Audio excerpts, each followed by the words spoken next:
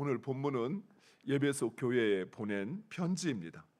사도 요한은 예배소 교회를 시작으로 시계 방향으로 사진 준비됐으면 보여주시죠.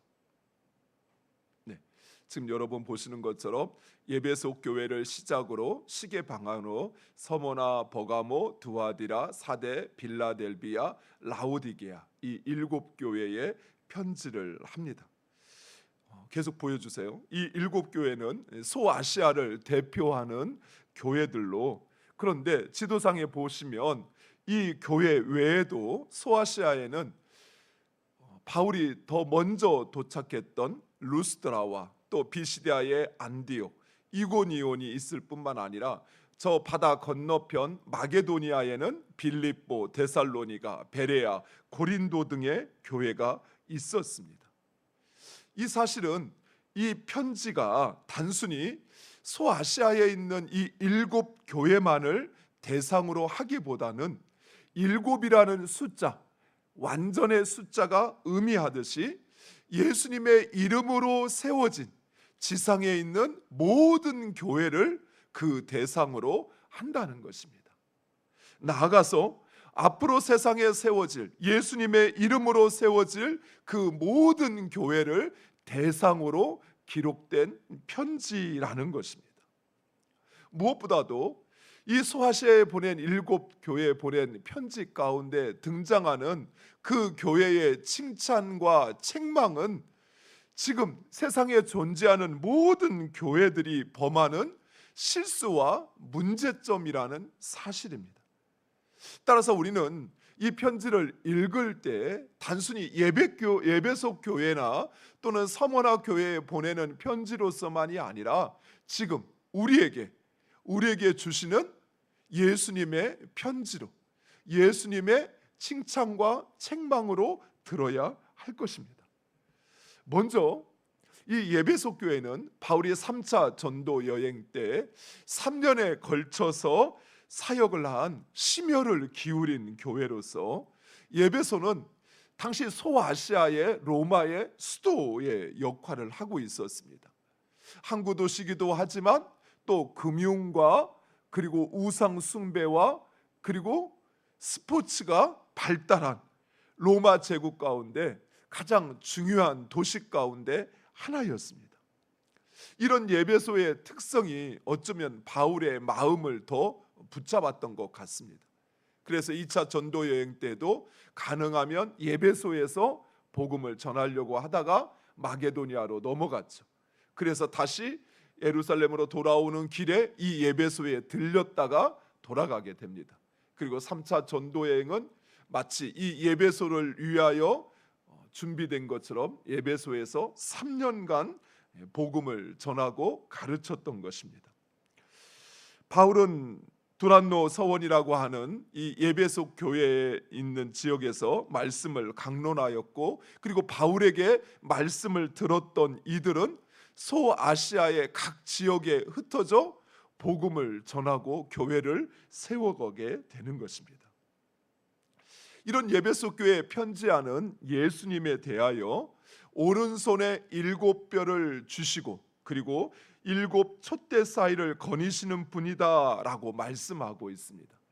7별과 7 촛대는 우리가 어제 살펴본 1장 마지막 20절 말씀에 그 상징하는 것이 무엇인지를 말하고 있습니다. 7별은 교회의 사자요, 7 촛대는 7 교회를 가리킵니다. 이 말은 예수님께서 그가 세우신 교회와 함께 하시며 그 교회를 주장하시는 분이시다라는 것입니다. 즉 누구보다도 교회의 사정을 잘 알고 계십니다. 즉 예수님은 소아시아에 이 편지를 보내면서 단순히 있을 법한 문제, 교회에 나타나는 문제가 아니라 실제로 교회 안에 심각하게 대두되었던 문제와 또 그 교회의 잘한 것을 칭찬하고 있다는 것입니다. 먼저 예배소 교회가 잘한 일을 칭찬합니다. 예배소 교회는 이단의 가르침으로 인해 혼란해지는 당시 시대 상황 속에서도 진리를 지키며 주님의 이름을 위해 인내하고 견디어왔다라고 말씀하고 있습니다. 예배소 교회는 열심히 일한 교회였습니다.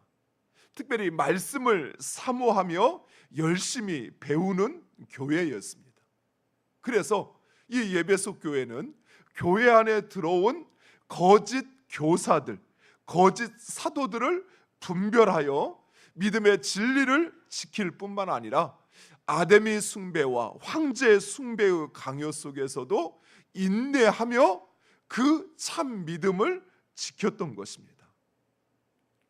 더욱이 당시 종교는 종교로 끝나는 것이 아니었습니다. 정치적이고 사회적인 문제였습니다. 따라서 황제 숭배를 거부하고 또 예배소 사람들이 섬기던 아데미 신앙을 거부하는 것은 권력에 대한 도전으로 인식되었고, 그리고 경제적인 어려움으로 그들에게 돌아왔던 것입니다. 즉 황제 숭배를 거부함으로써 참정권이 제한되고 출세의 길이 막히고, 우상 숭배를 거부함으로써 그 경제 공동체에서 제외되고 소외당하였던 것입니다. 상권을, 상업을, 물건을 파는 사람들은 그 상권을 제대로 주장하거나 활용할 수가 없었던 것입니다. 하지만 예배소 교회는 이런 상황 속에서도 그 신앙을 지켜내었습니다. 사랑하는 성도 여러분, 사단은 마치 불화살을 쏘아대는 것처럼 그렇게 불같은 시험으로 우리를 도전하고 유혹합니다. 그것을 이겨낼 수 있는 것, 그것은 오직 말씀의 검과 믿음의 방패라는 사실이에요. 그것 없이는 결코 이러한 사단의 시험을, 도전을 이겨낼 수 없습니다. 우리가 하나님의 말씀을 듣고도 또 들어야 되는 이유, 그것이 바로 여기에 있어요. 말씀 없이는 사단의 시험을 이길 수 없습니다.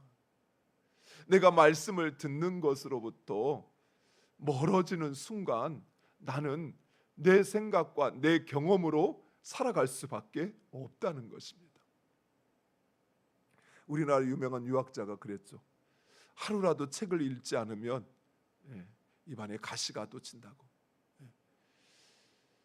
하나님의 말씀을 하루라도 듣지 않으면 우리의 신앙도 이처럼 무디어지고 사단의 시험 앞에 쉽게 넘어지게 되는 것입니다. 사랑하는 성도 여러분, 하나님의 말씀을 가까이 하셔야 됩니다. 그리고 그것을 배우고 또 그것을 지키는 일에 우리는 열심을 내야 돼요.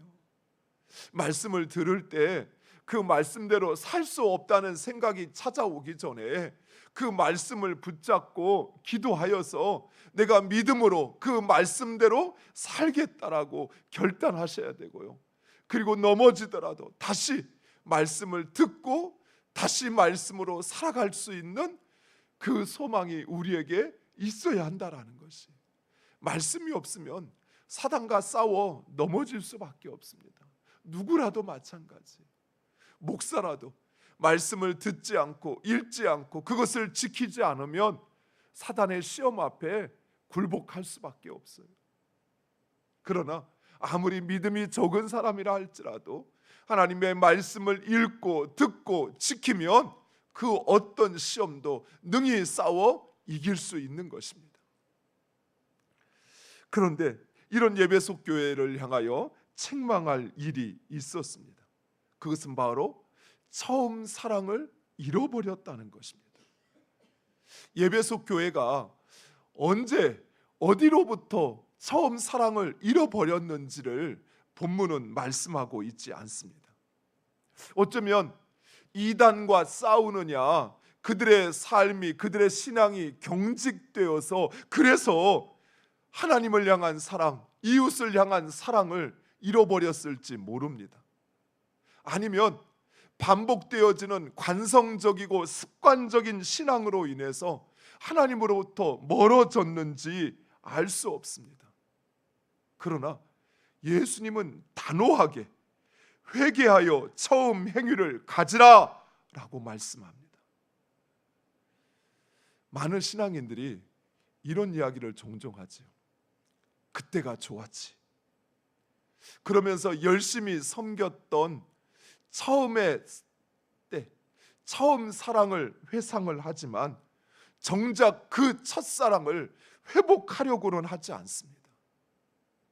그러나 우리 주님은 분명히 경고하십니다.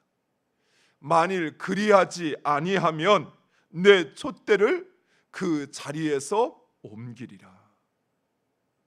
사랑하는 성도 여러분, 처음 사랑을 잃어버리는 것, 그것은 분명히 죄입니다.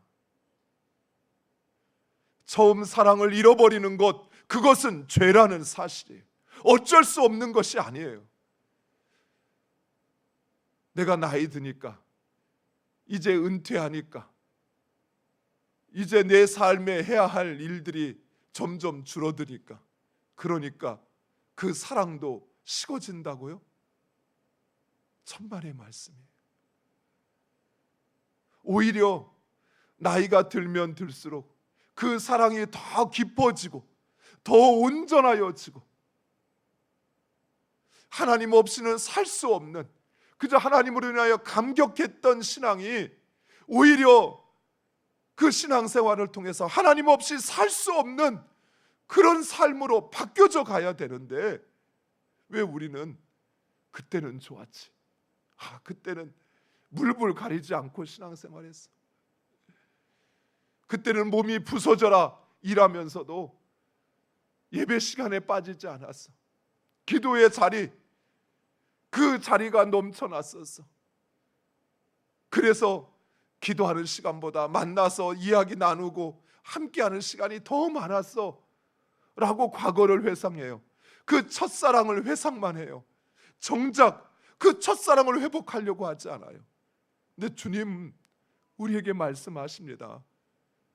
첫사랑을 잃어버리는 것, 그것은 죄입니다. 여러분, 죄를 아무렇지 않게 당당하게 그렇게 이야기할 수 있습니까? 내가 도적질하면서, 내가 하나님의 것을 도적질하면서, 내가 누구 것을 강탈하면서, 어쩔 수 없어. 시대가 그래. 그렇게 하지 않고는 내가 못 살아. 죄를 범하면서 어찌 죄를 그렇게 정당할 수가 있어요? 근데 우리는 그래요. 첫사랑 잃어버리는 것이 마치 당연한 것처럼, 나이 먹어서 못한 내가 그 첫사랑을 가질 수 없는 것처럼, 내가 교회에서의 직분을 맡지 않아서, 내게 힘이 없어서, 돈이 없어서 그 첫사랑을 잃어버리는 것이 당연한 것처럼 이야기해요. 성경 어디에 그렇게 나와 있던가요? 주님 우리에게 분명히 경고하셨습니다. 회개하지 아니하면, 돌이키지 아니하면 그 자리에서 촛대를 옮기겠다라고. 첫사랑을 잃어버리는 것, 그것은 어쩔 수 없는 것이 아니라 분명히 죄입니다. 사랑하는 성도 여러분, 첫사랑을 잃어버린 교회는 빈 껍데기만 남을 수밖에 없어요. 여러분 한번 생각해 보세요. 여러분이 남편과 그 첫사랑을 가지고 검은 머리가 팥불이 될 대로 내가 당신을 사랑하겠습니다 라고 고백했어요. 그런데 몇 년 지났다고 해서 이제 그 사랑이 그저 말로만 하는, 속으로는 다른 여자를 품고 있고 다른 남자를 품고 있다고 한다면 어찌 그것을 사랑이라고 말할 수 있을까요? 어찌 내가 그 사람과 관계를, 인격적인 관계를 갖고 있다고 말할 수 있을까요? 껍데기만 남은 거죠. 껍데기 사랑하고 있는 것이죠. 사랑하는 성도 여러분, 우리의 하나님을 향한 우리의 사랑도 마찬가지입니다. 그 사랑 회복하셔야 돼요. 첫사랑으로 돌아갈 수 없는 것이 아니에요. 그 첫사랑보다 더 진한 사랑, 그 첫사랑보다 그저 불완전한 좌충우돌의 신앙이었, 사랑이었다면, 이제 내가 사랑을 한 지 10년이 되고 20년이 되었다면 이제는 진한 국물 같은 사랑이 돼야죠. 이제는 말만 해도, 아니 아만 떨어져도 이제는 무슨 말을 하려고 하는지 알고, 그리고 그것을 듣고 공감하고 함께하는 그 신앙이 돼야죠. 아내가 부엌에서 남편을 보고 여보 하는데 남편이 들은 채 만 채 TV만을 보고 있고 다른 일을 하고 있다고 한다면 그 여자의 마음이 어떨까요? 반대로 아내가 여보 하니까 남편이 소파에 앉아 있다가 알았어 하면서, 아내가 말도 하기도 전에 아내가 뭘 필요한지 알고 아내한테 갖다 준다면 그 아내의 마음이 어떨까요?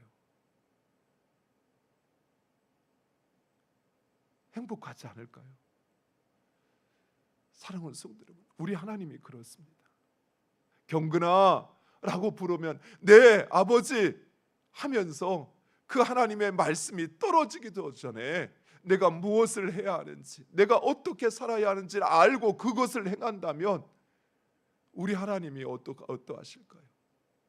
경근아 경근아 부르시는데 들은 채 만채하고 그 하나님 앞에 내가 아무런 반응도 보이지 않는다면 하나님께서 그런 나를, 하나님을 사랑한다는 그 고백을 하나님께서 진심으로 인정하실까요? 사랑하는 성도 여러분, 첫사랑을 회복하는 것은 선택이 아니라 명령입니다. 내가 할 수 있고 할 수 없고 가능성이 있는지 돌아갈 수 있는지 내가 판단하고 내가 선택하는 것이 아니라 주님의 명령이에요. 첫사랑을 회복하지 않으면 내 촛대를 옮기겠다고 하는 주님의 아주 강한 경고요 명령인 것입니다. 그리고 그 처음 사랑을 회복하는 자만이 낙원에 있는 생명나무의 열매를 먹을 것이다 라고 말씀하고 있습니다. 사랑하는 성도 여러분, 우리는 회복해야 합니다. 젊었을 때처럼 그렇게 이리저리 뛰어다니라는 말씀이 아니에요. 주님을 향한 진실한 사랑, 내가 하나님의 사랑을 알고 그 사랑에 감격하면서, 그리고 그 주님의 앞에 내 모든 것 드려서 검은 머리가 팥불이 되도록 그 사랑을 변치 않겠다는 그 약속, 그것을 다시 기억하면서 그 주님을 향한 사랑으로 행하는 것입니다. 사랑하는 성도 여러분, 우리 그 사랑을 회복하기를 간절히 축원드립니다. 기도하겠습니다. 사랑하는 아버지 하나님,